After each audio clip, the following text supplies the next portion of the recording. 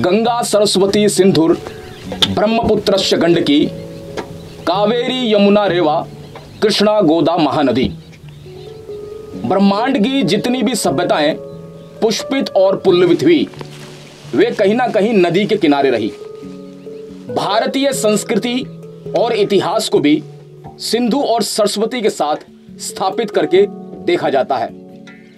इसी रूप में केंद्रीय विश्वविद्यालय हरियाणा के इतिहास एवं पुरातत्व विभाग ने तिगड़ाना में उत्खनन का कार्य किया और सिंधु सरस्वती सभ्यता का एक नगर तलाश मारा। आज हम उसी नगर में हैं। तिगड़ाना का यह नगर है जिसे नाम दिया गया है हरिबंगा। इसको तलाशने वाले, इसको खोजने वाले और साथ साथ में इसका उत्खनन करने वाले इतिहासकार पुरातत्वविद डॉक्टर नरेंद्र परमार जी हमारे साथ हैं, जो इस पूरे उत्खनन कार्य के निर्देशक भी हैं। आपका बहुत बहुत स्वागत है। नमस्कार सर, धन्यवाद सर। बहुत आइए इनसे चर्चा करते हैं और जानते हैं कि आखिर इस पूरे नगर का क्या इतिहास है और किस तरह से भारतीय संस्कृति और विरासत के साथ ये जुड़ा हुआ है। ये पूरा क्षेत्र इतिहास की दृष्टि से कैसे अहम है और यहां आप क्यों खुदाई कर रहे हैं? जब हम भारत की प्रथम कृषि संस्कृति की बात करते हैं और जो मुख्य रूप से बहुत सारे नामों से उसको जाना जाता है, सिंधु सरस्वती सभ्यता की जब पहली बार लोग आके बसे, तो जो प्रारंभिक काल था उसके अंदर यहाँ बहुत सारी बस्तियां थी। करीबन हमने इस भिवानी जिले के अंदर 63 ऐसी बस्तियों की खोज की है। हम झज्जर की तरफ जाएं, गुरुग्राम की तरफ जाएं, तो हमें एक बहुत बड़ी मात्रा में लोगों ने यहाँ बसना शुरू किया था और ये बहुत ही महत्वपूर्ण उनका क्षेत्र रहा था। तो इस वजह से इस क्षेत्र के अंदर हमने कैसे कैसे क्या क्या उन लोगों का रहना हुआ, लोग आके रहे, तो इस क्षेत्र को लेके हमने इस बस्ती को चुना था।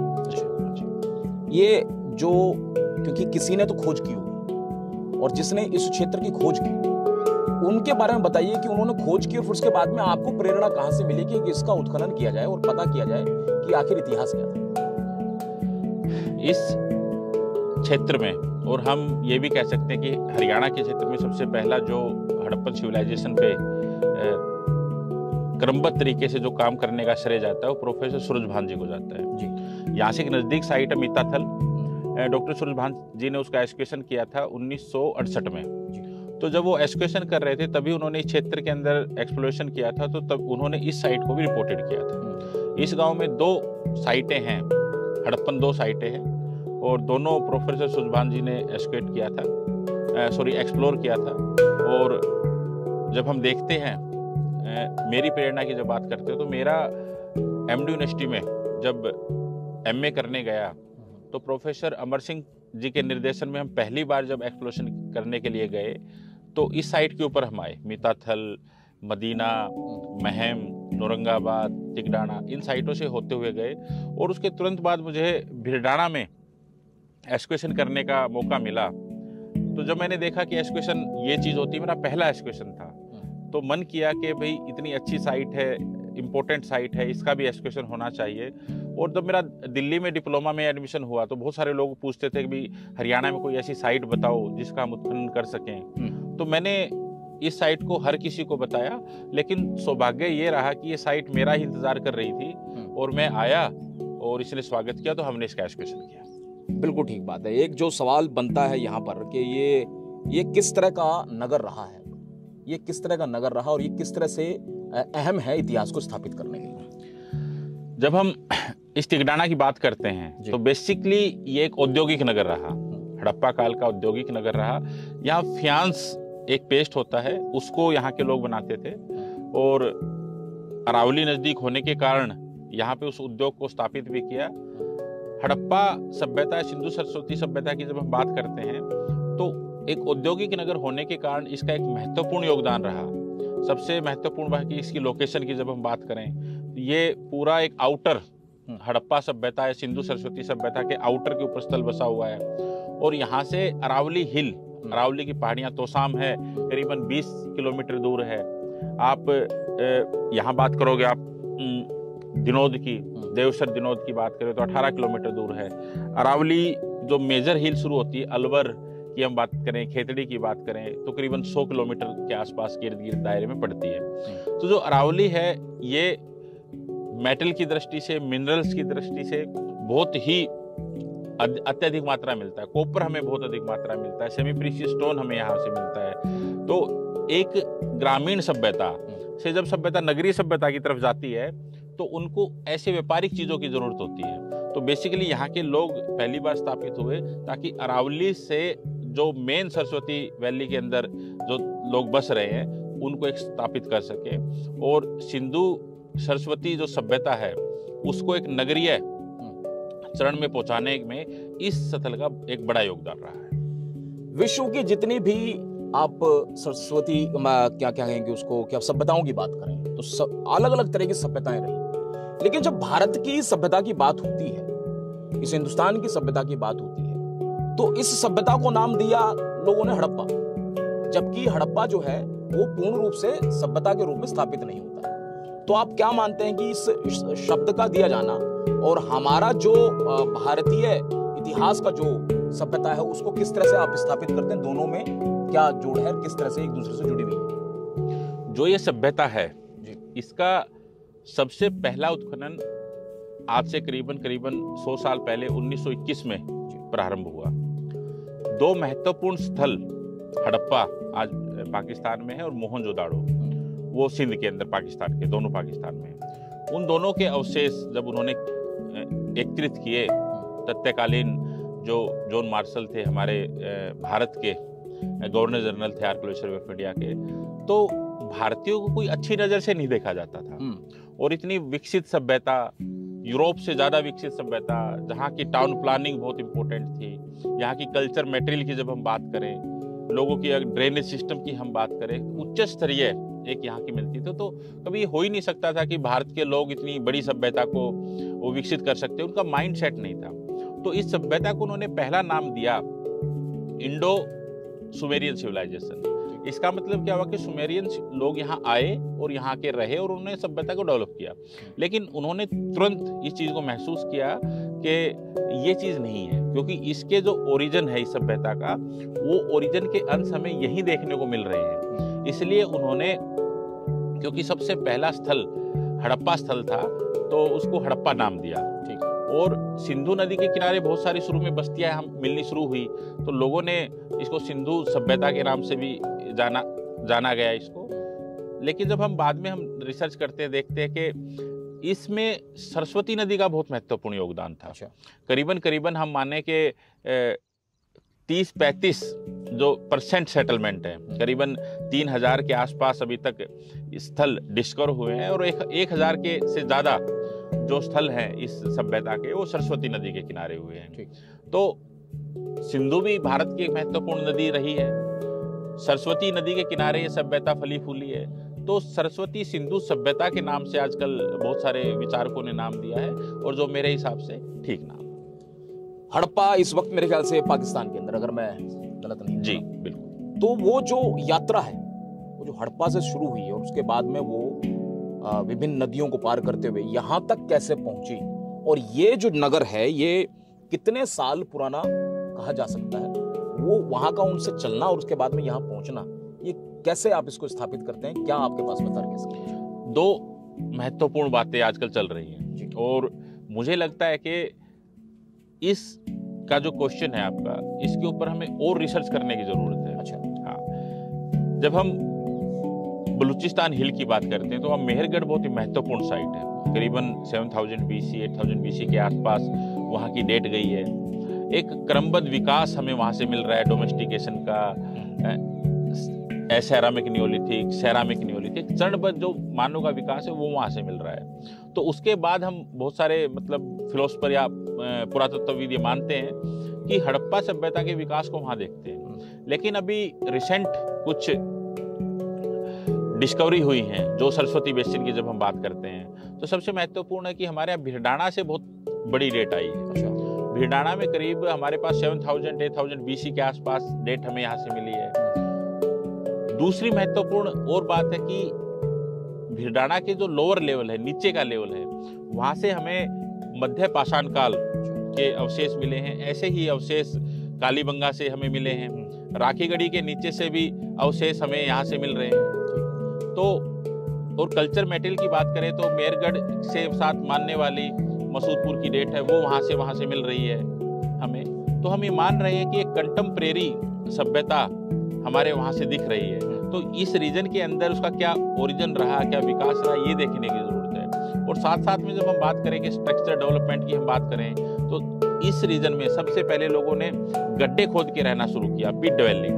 दूसरे स्टेज में ब्रिक बनाई, तीसरे स्टेज में ब्रिक के अवशेष वहाँ पे डेवलप किए। तो इस तरह हम देख रहे हैं कि पूरा एक टाउन प्लानिंग था, नीचे से ऊपर तक, ब्रंट ब्रिक्स तक आते, मड वाल तक आते, एक हमें डेवलपमेंट वहाँ मिल रहा है जो उससे अलग एक दिखा रहा है। तो मुझे लगता है कि हमें और ज़्यादा सोर्स की ज़रूरत है, रिसर्च की ज़रूरत है। इस क्षेत्र में और रिसर्च करेंगे तो निश्चित ही जो परिणाम है वो सार्थक सिद्ध हो। ये पूरा मैं इस पूरी नगर को देख रहा हूँ जिसको आपने हरिबंगा के नाम से नाम दिया है, नया नाम दिया है, जिगड़ाना के अलावा हरिबंगा कहा। इसी तरीके से दूसरी और जो साइट रही है उसमें कालीबंगा आपने एक नाम दिया।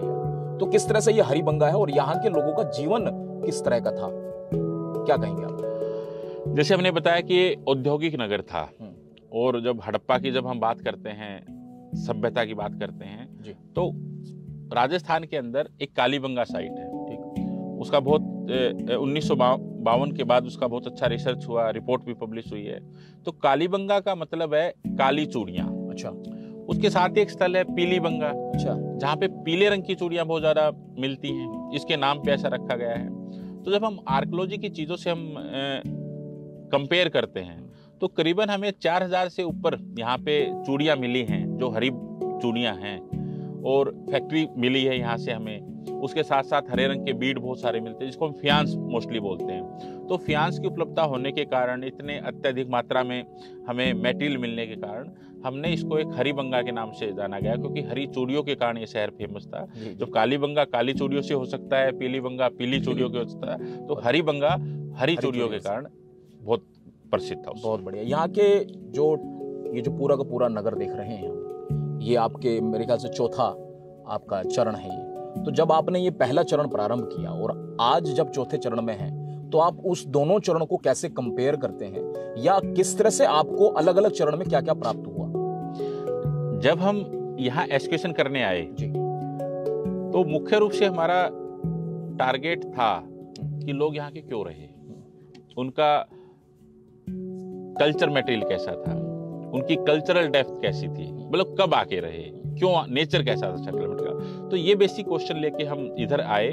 जब हमने 2016 में एक्सकर्शन किया तो पहला एक्सकर्शन हमारा वर्टिकल एक्सकर्शन था। जब हम एक्सकर्शन करते हैं कि दो धाराएं होती है, हॉरिजॉन्टल और वर्टिकल। तो पहला जो सेशन हमारा रहा वो वर्टिकल एक्सकर्शन रहा। वर्टिकल एक्सकर्शन के माध्यम से हमने यहाँ का कल्चर सीक्वेंस कितना है, कल्चरल डेप्थ कितनी है, कल्चर डेप्थ का मतलब क्या है कि उसका डिपॉजिट कितना है, कितना हो सकता है। तो 3.20 मीटर हमें यहाँ का कल्चर डिपॉजिट मिला। Early Harappan, mature Harappan, late Harappan. जो हड़प्पन सभ्यता की, जो सिंधु सभ्यता की 3 अवस्था है, वो तीनों प्रारंभिक है, विकसित है और उत्तरोत्तर है। ये तीनों चरण हमें यहाँ से मिले। तो पहले एक्सकर्शन में हमने यहाँ का एस्टेब्लिश किया कल्चर सीक्वेंस को। जब दूसरी बार हम 2020 में आए तो हमने इनकी टाउन प्लानिंग देखनी थी कि लेट हड़प्पन के बाद कैसी टाउन प्लानिंग है, कितने यहाँ पे फेज मिले हैं। तो हमें करीबन 4 फेज यहाँ स्ट्रक्चर के मिले। 21 में जो हमारा टारगेट था, तो 21 में हमारा टारगेट था एक्सटेंशन देखना साइट का। ठीक, हमने पूरे बाउंड्री के ऊपर वो किया, इंडस्ट्रियल एरिया है उसको एक्सक्वेट किया। और जो अब की बार हम 23-24 में आए हैं तो हमने इनका हाउस पैटर्न देखना है। हमने पूरा एक हाउस एक्सक्वेट किया है और उस हाउस के हर रूम को हमने देखा कि किस रूम के अंदर हमें कौन सा मटेरियल मिल रहा है। हमने फ्लोटेशन वहाँ का किया है, बोन इकट्ठी की है, कल्चर मटेरियल किया है। जैसे आज हम अपने घरों में बात करते हैं तो ये हमारा ड्राइंग रूम है, गेस्ट रूम है, ऐसा रूम है। क्या हड़प्पा सभ्यता के टाइम भी, सिंधु सरस्वती सभ्यता के समय भी ऐसी कुछ उनकी लोगों की योजना थी? क्योंकि विकसित एक हमें नगर योजना वहाँ मिलती है, पूरी एक पैटर्न से मिलती है। तो एक घर भी वैसे हो सकते हैं क्या? इस आधार को लेके हमने एक पूरे घर को एक्सक्वेट किया और हमें एक घर भी मिला। उसका मटेरियल हमने इकट्ठा किया है। हरियाणा केंद्रीय विश्वविद्यालय की पुरातत्व लैब में जाके जब हम उसका विश्लेषण करेंगे तो हम निश्चित ही एक बहुत ही इंटरेस्टिंग परिणाम पे पहुंचने वाले हैं। किसी भी सभ्यता की सबसे बड़ी बात होती है कि नगर व्यवस्था क्या थी।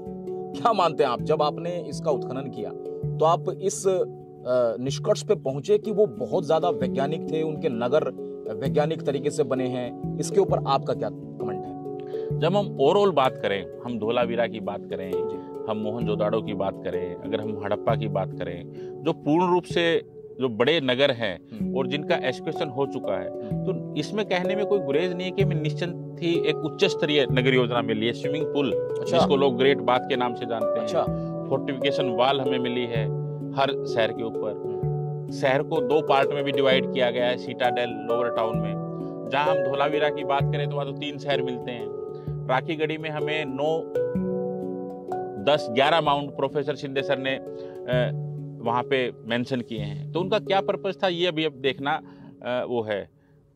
अलग हर माउंट का एक अपना अलग एक नेचर रहता है, वो चीज़ें हमें वहाँ से मिली है। ड्रेनेज सिस्टम बहुत उपयुक्त था। तो हम देख सकते हैं कि ओवरऑल आज की जो नगरीय व्यवस्था है, मैं कह रहा हूँ कि उससे भी अच्छी नगरीय व्यवस्था उस समय हमें सिंधु घाटी की सभ्यता में हमें देखने को मिल रही है। जहाँ तक हम तिगड़ाना की बात करते हैं तो तिगड़ाना के अंदर हमारा करीबन हमने 100 ट्रेंच 5 बाय 5 मीटर की एक्सकेवेशन किया है।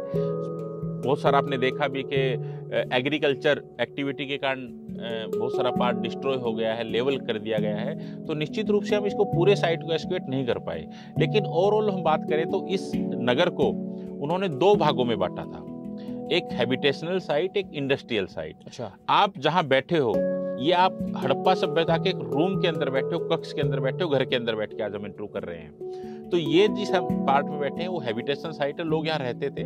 अगर आप इसके दक्षिण पूर्व की तरफ जाओगे तो वहाँ हैबिटेशनल एरिया और इंडस्ट्रियल एरिया है। हमें बहुत सारी वहाँ से भट्टियाँ मिली हैं, फियांस की हमें भट्टियाँ वहाँ से मिली हैं, और पोटर किलन भट्टी जो अपनी जो पोट्री है उसको पकाने के वहाँ से एविडेंस मिले हैं। उनके अंदर से स्लैग पूरे भरे हुए हैं, हमें ऐश वहाँ से मिली है। एक और ब्रंट ब्रिक का वहाँ उपयोग किया गया है। यहाँ आप देख रहे हो कि पूरी कच्ची ईंटें हमें यहाँ से मिल रही हैं, लेकिन ब्रंट ब्रिक का भी उपयोग यहाँ तिगड़ाना में किया, लेकिन वो कहाँ किया, इंडस्ट्रियल एरिया के लिए किया। तो ऐसे करके हम एक पहले साक्ष्य के आधार पर हम मान सकते हैं कि सिंधु घाटी के काल के अंदर, सिंधु सरस्वती सभ्यता के अंतर्गत जब हम तिगड़ाना की बात करें तो इस नगर को 2 भागों में बांटा गया था, एक हैबिटेशनल एरिया, एक इंडस्ट्रियल एरिया। तो ये किस नदी के किनारे बसा है? क्या कोई नदी का कोई किनारा है यहाँ पर, या ये भी मतलब सामान्य तौर पर जैसे और इतिहासकार कहते हैं ये वैसे स्थापित हुआ? जब हमें पता ही है कि जितने भी शहर हैं या लोगों के एंशिएंट सेटलमेंट है वो नदियों के किनारे बसे, और पानी का आदमी के जीवन में बहुत महत्वपूर्ण योगदान रहा है। कृषि करने के लिए, सरप्लस प्रोडक्शन के लिए, इन सब चीज़ों के लिए आदमी को पानी की ज़रूरत थी। तो जब हम यहाँ की बात करते हैं कि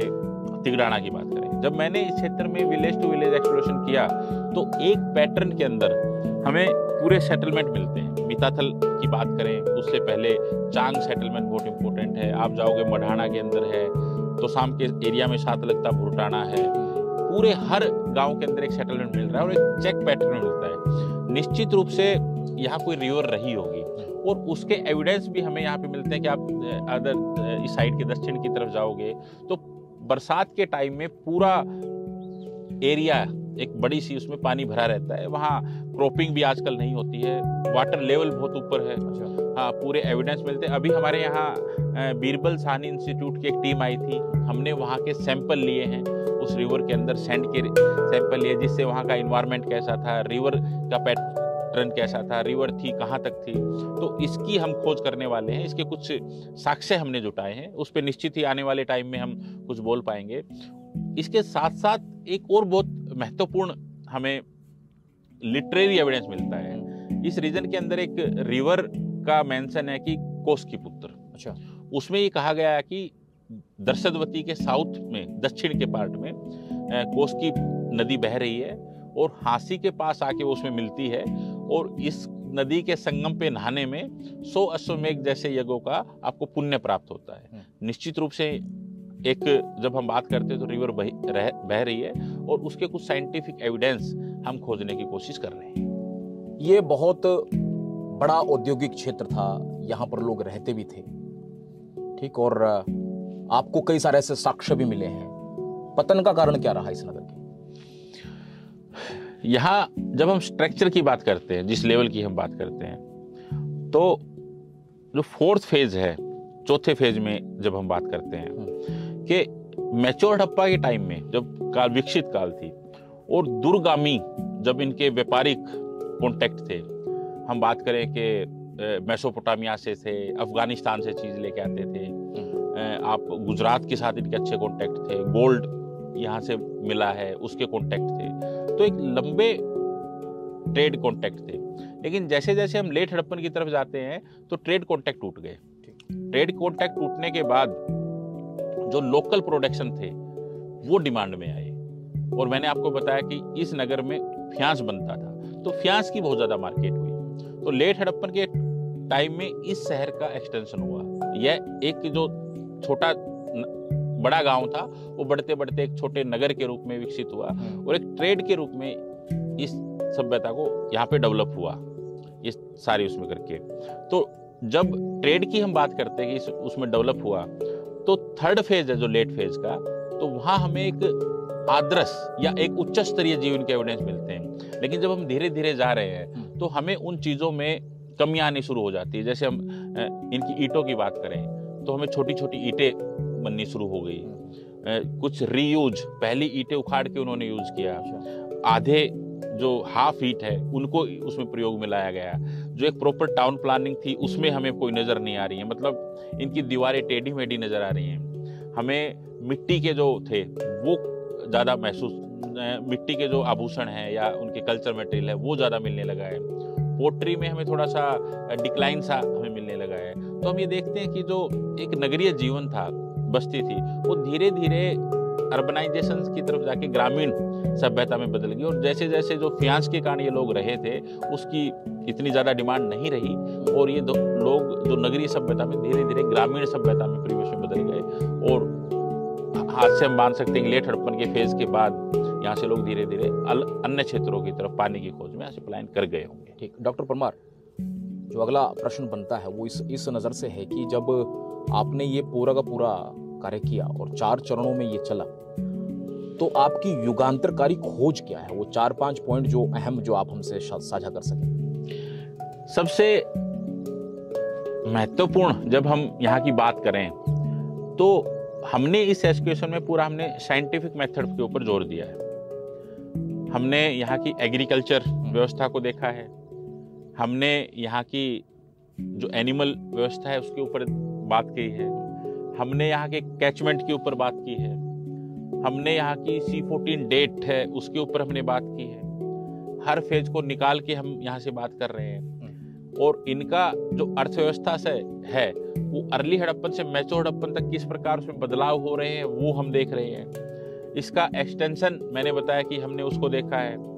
यहाँ की जो औद्योगिक जो भट्टियाँ हैं ये मिलना, ये सबसे महत्वपूर्ण बात है, क्योंकि हम कह तो सकते थे कि यहाँ पे फ्यांस मिल रहा है, लेकिन वो इंडस्ट्रियल एरिया मिलना, एक तरफ मिलना, वो हमें मिल रहा है। कल्चर मटेरियल में बहुत सारी ऐसी चीजें मिल रही हैं जो जिसका कोरिलेट आज से हम कर सकते हैं, इसलिए हम इसकी इथनो आर्कियोलॉजी भी कर रहे हैं। मतलब तिगराना कंटिन्यूटी और चेंज, इससे और आज के तिगराना के अंदर क्या क्या लगातार कंटिन्यूटी में चल रहा है और क्या क्या बदलाव हुआ है।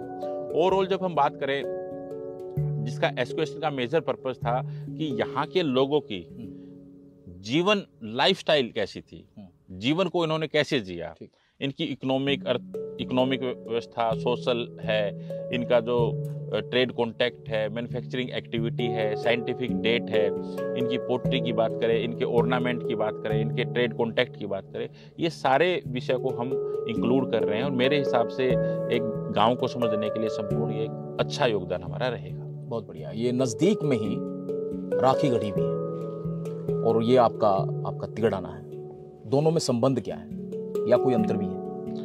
राखीगढ़ी सिंधु सरस्वती घाटी का एक बहुत महत्वपूर्ण बड़ा नगर रहा है। अगर हम 5 नगरों की बात करें तो उनमें से एक सबसे बड़ा है, इंडिया में सबसे बड़ा है, और नए जो आंकड़े आ रहे हैं तो उसमें हम ये कह सकते हैं कि दुनिया में सबसे बड़ा स्थल राखीगढ़ी है। जब तिगड़ाना की बात करें तो तिगड़ाना में लोग अर्ली हड़प्पा के लेट फेज में आए। तब तक राखीगढ़ी एक प्रॉपर रूप से शहर बन चुका था। मेरा ये मानना है कि जब सबसे पहली बार लोग यहाँ आए और उनका मेन कारण था अरावली नजदीक। अरावली से जो पत्थर था वो यहाँ से वो लोग पहुंचाते रहे। इसके साथ साथ हम राजस्थान की बात करें, उत्तरी राजस्थान में तो गणेश्वर जोधपुरा बहुत इंपॉर्टेंट साइट है जो कॉपर स्मेल्टिंग के ऊपर अपना काम करती है। तो जो गणेश्वर जोधपुरा कल्चर है और जो अपनी जो सरस्वती के अंदर जो मेन हमारी सभ्यताएं रही हैं, तो उनके बीच में इन्होंने एक ट्रेड के रूप में बीच में एक बस्ती का काम किया, एक लिंक स्थापित किया दोनों के बीच में। मुख्य रूप से राजस्थान से, अरावली से जो रॉ मटेरियल था वो वहां राखीगढ़ी में पहुंचाते थे। एक और महत्वपूर्ण बात है, जब हम फियांस की बात करते हैं, जब मैं कह रहा हूं कि भाई फियांस की मैन्युफैक्चरिंग एक्टिविटी हमें यहाँ मिल रही है, तो फियांस की मैन्युफैक्चरिंग एक्टिविटी सबसे पहले में राखीगढ़ी में मिल रही है। राखीगढ़ी के अर्ली फेज में मिल रही है, जब से प्रारंभिक फेज से मिल रही है। तो यहाँ के लोग वहाँ पे रॉ मटेरियल उनके वहाँ दे के आ रहे हैं, पहुंचा रहे हैं, ताकि वो फियांस की एक्टिविटी है उसको डेवलप कर सके। लेकिन जब धीरे धीरे हम देखते हैं कि राखीगढ़ी में लेट फेज नहीं मिलता, राखीगढ़ी का डिक्लाइन इससे पहले हो चुका था उससे। तो जब लेट फेज के अंदर वहाँ पे फियांस की मैन्युफैक्चरिंग एक्टिविटी रही नहीं, ये लोग वहाँ फियांस के लिए रॉ मटेरियल भेज रहे हैं, सप्लाई कर रहे हैं। तो जब उस सभ्यता का पतन हुआ और लोगों के बीच में लोकल जो आइटम थी उनकी डिमांड हुई, तो इन्होंने खुद ही फियांस को मैन्युफैक्चरिंग करना शुरू किया। और हम देखते हैं कि लेट हड़प्पन फेज के अंदर तिगड़ाना के अंदर एक बड़ी हमें भट्टियां वहां से मिली है, एक बड़ी तादाद में हमें यहाँ फियांस मिलना शुरू हुआ है और आसपास के एरिया में इन लोगों ने सप्लाई करना शुरू किया है। तो मेरा ये मानना है कि जो इम्पोर्टेंट जो हड़प्पन टाउन थे, जो सरस्वती वैली के अंदर स्थापित थे, लोकेटेड थे, उनको एक नगरीय जीवन देने के लिए तिगड़ाना हुआ, मीताथल हुआ, चांग हुआ, यहाँ के जो आसपास के जो स्थल है उनका एक महत्वपूर्ण योगदान रहा है। सिंधु सरस्वती जो सभ्यता है और यहाँ तक जो उसका विस्तार हुआ है, उसमें कितनी निरंतरता और आज के युग में क्या बदलाव पाते हैं? जब हम सिंधु सरस्वती सभ्यता की बात कर रहे हैं और नाम में ही निहित है, एक हम सिंधु नदी की बात करते हैं, दूसरा सरस्वती नदी की बात करते हैं। दोनों का भारतीय संस्कृति में एक बहुत महत्वपूर्ण योगदान रहा है और इन नदियों के किनारे ये भारत की प्रथम नगरीय सभ्यता का विकास हुआ। भारतीय मूल्यों पे विकास हुआ, भारतीय आदर्श पे विकास हुआ, भारतीय रिचुअल पे विकास हुआ।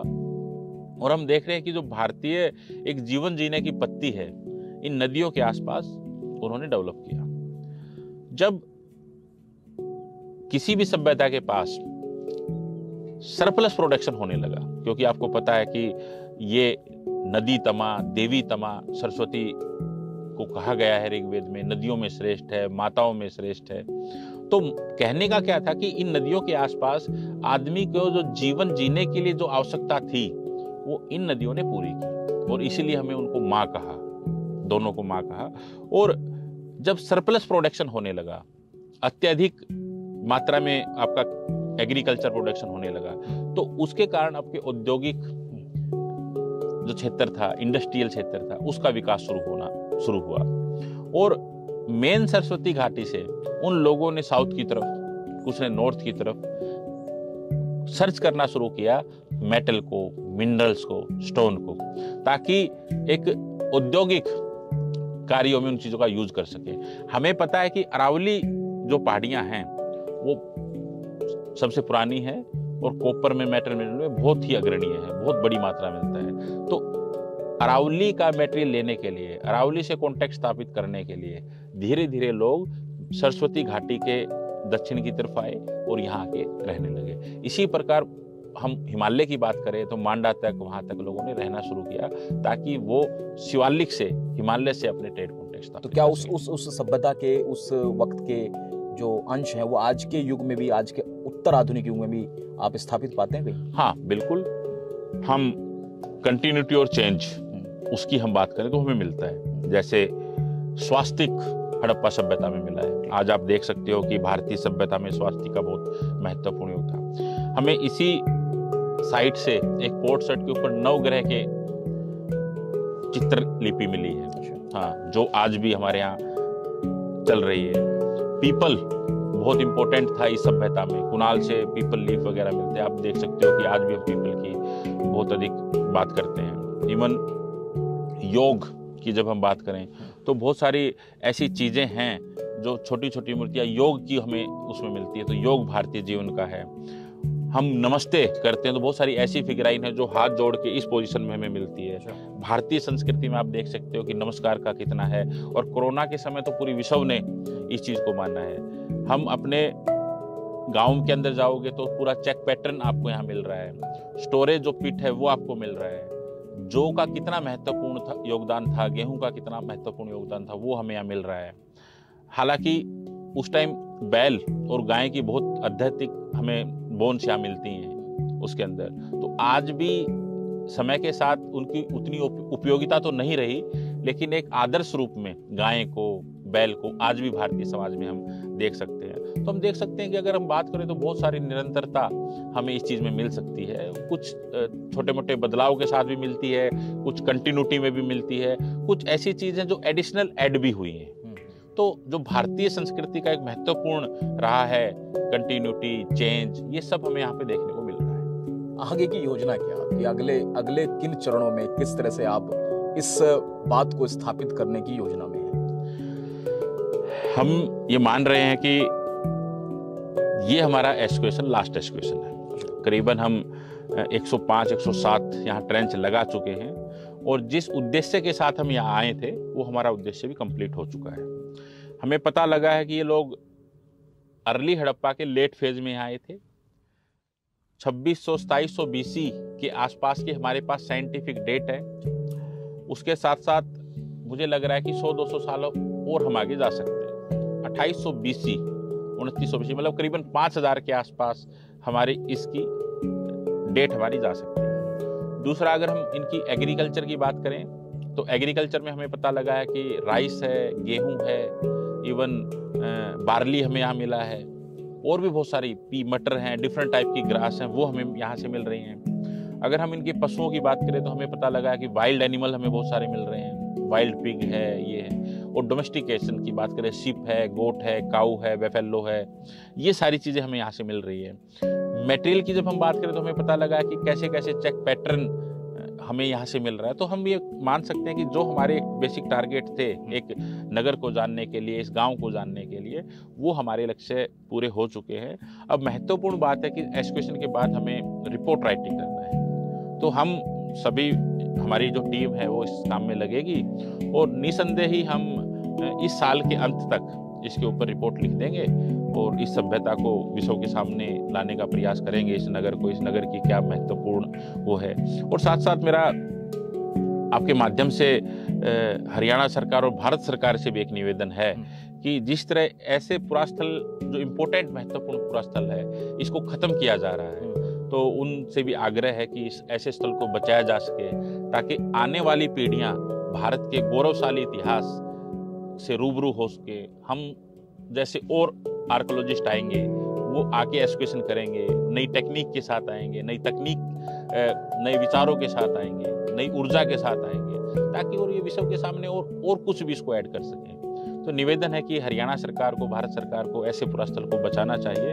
और हम तो वही हैं कि हमसे बेहतर कहने वाले, तुमसे बेहतर सुनने वाले। इस स्थल के बाद कहीं और डेरा लगाएंगे, कहीं और अपने टेंट लगाएंगे और फिर एक नए नगर को यही तलाश करने की कोशिश करेंगे। भारतीय सभ्यता, भारत माता के पुराने जो गौरवशाली अतीत रहा है उसको खोजने का फिर निरंतर प्रयास करेंगे। तो निरंतरता, चलना, सतत चलना, चलते चलते इस संस्कृति के स्थापित तथ्यों को खोजना और आगे चलते चलते उसे स्थापित करना, इसी कार्य में हम यहाँ पर तिगड़ाना में बातचीत की, जिसमें हमारे साथ रहे डॉक्टर नरेंद्र परमार जी, जिन्होंने इस पूरे क्षेत्र को हरिबंगा के नाम से स्थापित किया है और इनका निवेदन सरकारों से भी है कि इनके संरक्षण में बहुत बड़ा योगदान इतिहासकारों का, पुरातत्व विद्वानों का दें, ताकि आने वाली पीढ़ी अपने इतिहास, अपनी संस्कृति और अपनी सभ्यता से चिरपरिचित हो सके। जय हिंद, जय भारत।